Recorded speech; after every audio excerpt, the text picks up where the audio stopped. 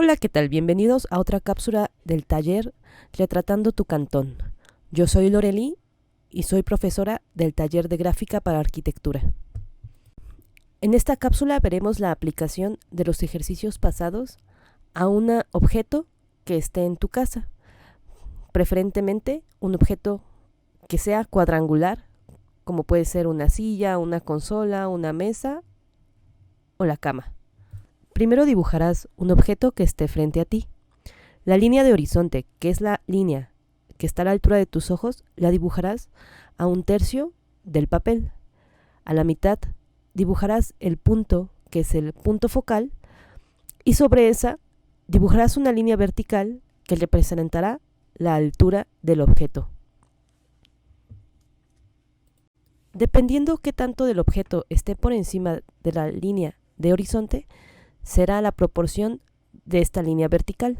Posteriormente, del punto focal, haremos 2 líneas diagonales que hagan un abanico por abajo de la línea de horizonte. Y cortaremos dichas diagonales con 2 líneas horizontales que representan la base de la silla. Todo aquello que esté por abajo de tus ojos deberá de ir dibujado abajo de la línea de horizonte. Pero si está por encima de tus ojos, dibújalo con diagonales que salgan por arriba desde el punto focal. La altura del respaldo será una línea vertical que salga desde el cruce de las diagonales con las horizontales que forman la base de la silla. Las patas serán 2 verticales que salgan de las diagonales que cruzan con la última línea horizontal. Las patas de atrás pueden ir punteadas. De esta forma sabremos dónde se encuentran, pero realmente no las vemos en perspectiva. Con un carbón o crayola comienza a dar oscuridad simplemente dibujando las sombras del objeto, no necesariamente dibujando los contornos. Si vas a dibujar una superficie que se encuentra en sentido vertical, también realiza tu trazo en vertical. Si vas a hacer una superficie que se encuentra en sentido horizontal, como el suelo, haz tu trazo en sentido horizontal.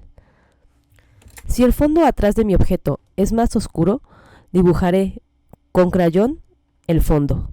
En cambio, si el fondo es más claro que el objeto, dibujaré con mi carbón el objeto, tal cual como el ejemplo que te he puesto del respaldo de la silla contra la pared.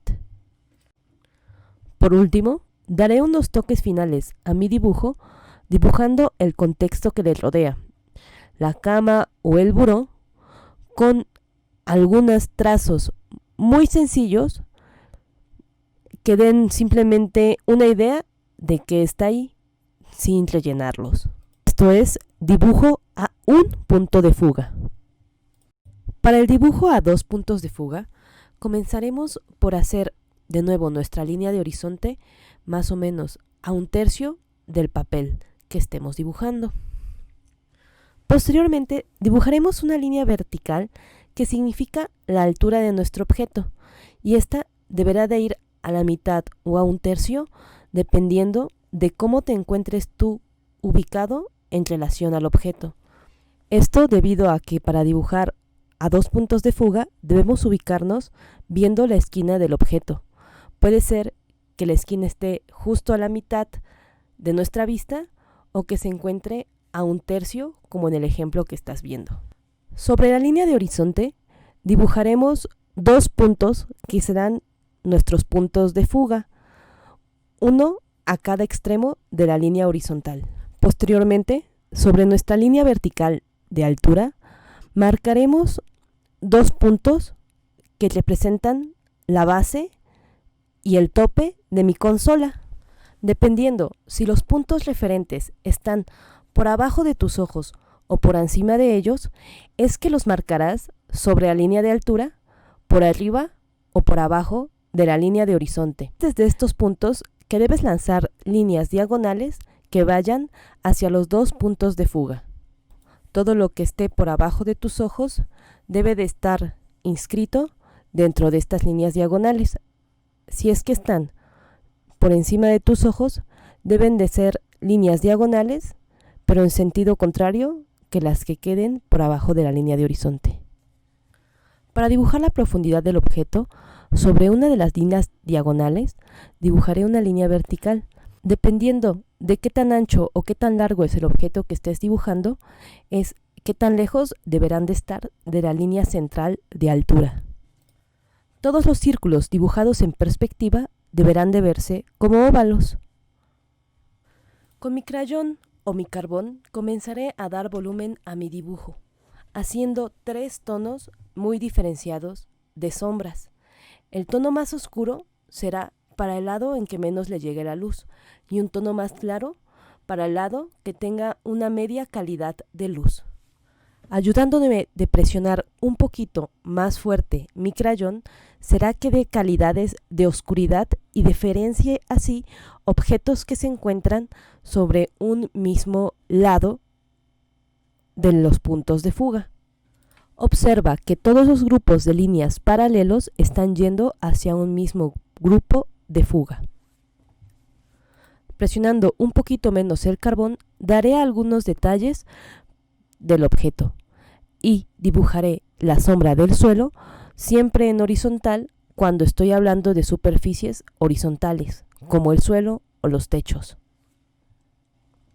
Pasando 2 veces el carbón por el mismo lugar en distintos sentidos, será que podré subir el tono de mi dibujo. Para hacer los achurados o las sombras de la pared o de las partes de enfrente de mi objeto, lo dibujaré en sentido vertical. Los dibujos de figuras orgánicas, como plantas o algunas que no sean rectas, los haré con garabatos que me ayuden a dar una idea abstracta de la forma de mi objeto y rellenaré con color oscuro aquellas partes en donde no le pegue la luz. Por último, daré un poco de calidad a las sombras y a las paredes para darle un poquito de contexto a mi dibujo. Recuerda que cuando estés viendo hacia el exterior o al interior de una esquina de un objeto o de un cuarto, este se encontrará en una perspectiva a 2 puntos de fuga. La perspectiva a 3 puntos de fuga se encuentra cuando observamos un objeto muy de cerca y muy hacia arriba o muy hacia abajo, como sucede en un rascacielos.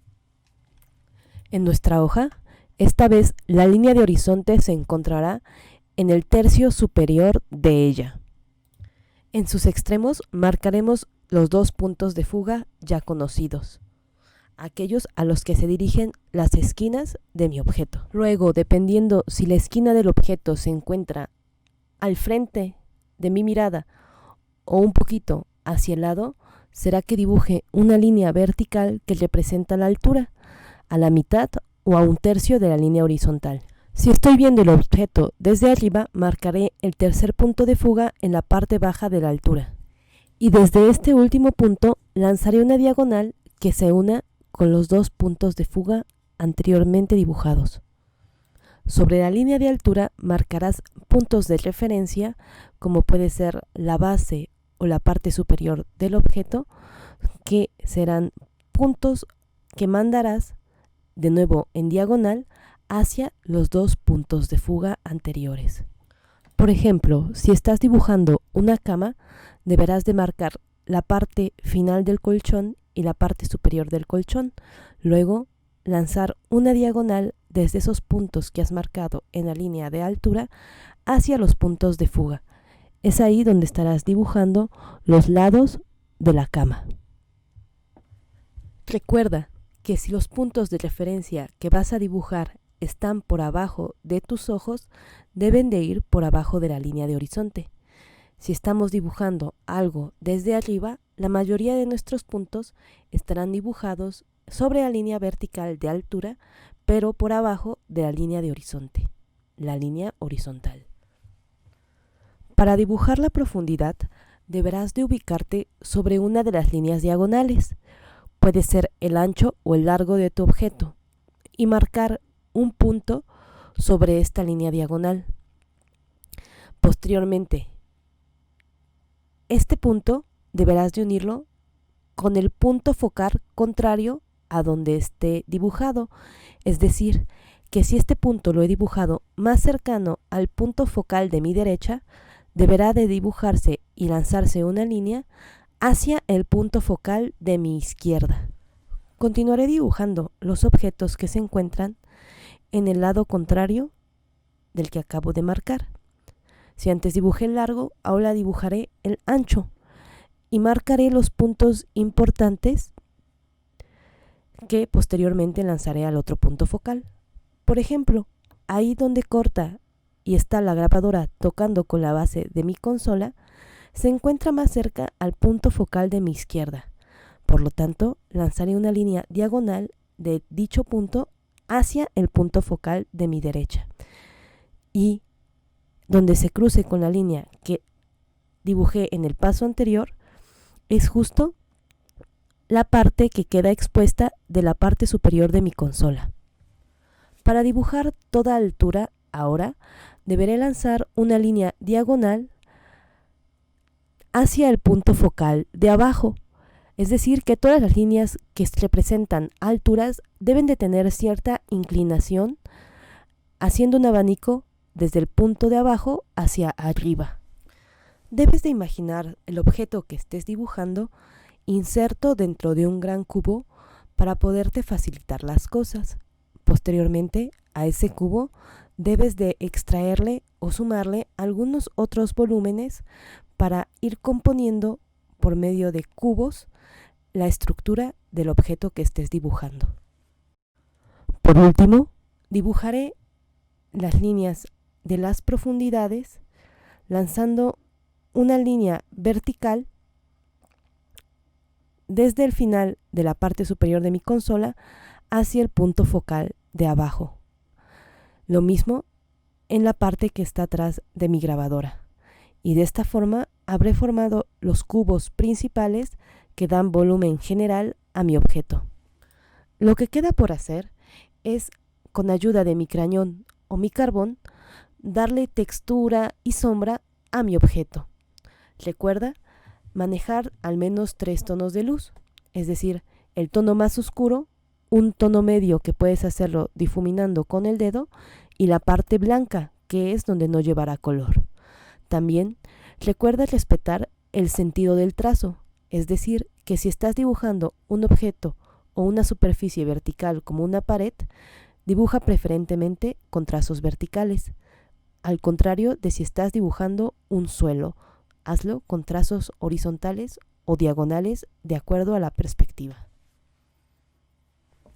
De nuevo, todas las curvas que veamos en perspectiva no se podrán ver como un círculo o como realmente las imaginamos, sino que deberán de verse deformadas, más hacia un rombo o hacia un óvalo.